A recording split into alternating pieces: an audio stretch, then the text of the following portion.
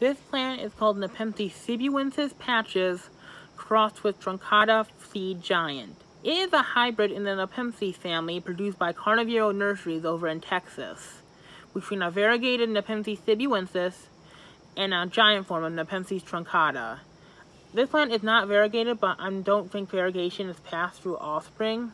Correct me if I'm wrong, but I don't think that's the case. I don't think you can get variegated plants from seed. But I'm not 100% sure, so please correct me on that.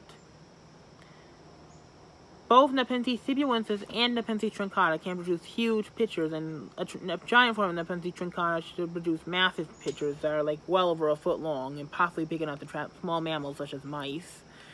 So I'm really excited for this plant to get big. For light, I would give this bright indirect, even though I think you can get away with medium light, judging by how this is the only one pitching in a shady spot down there. For soil, I would use a mix of long fibered sphagnum moss and perlite, and you could add orchid bark if you want. I would recommend is 70% long fibered sphagnum moss and 30% perlite. For temperature, I would keep this plant above 50 degrees.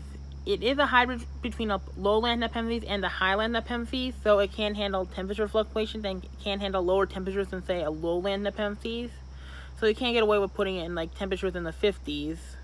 But it can also tolerate temperatures that are warmer than highlands, such as in the 80s or 90s, where most highland Nepenthes would struggle to grow long term. For humidity, I would try and keep it above 50%. Even though it has been below 50% a lot of the summer here, this plant is still pitching fairly well, unlike my other plants. For fertilizing, I don't really recommend fertilizing this plant that often, as it does catch its own prey through insects. So if you can, I would use Maxi 16-16-16 that's diluted to spray the leaves occasionally if it's not pitching or catching enough food.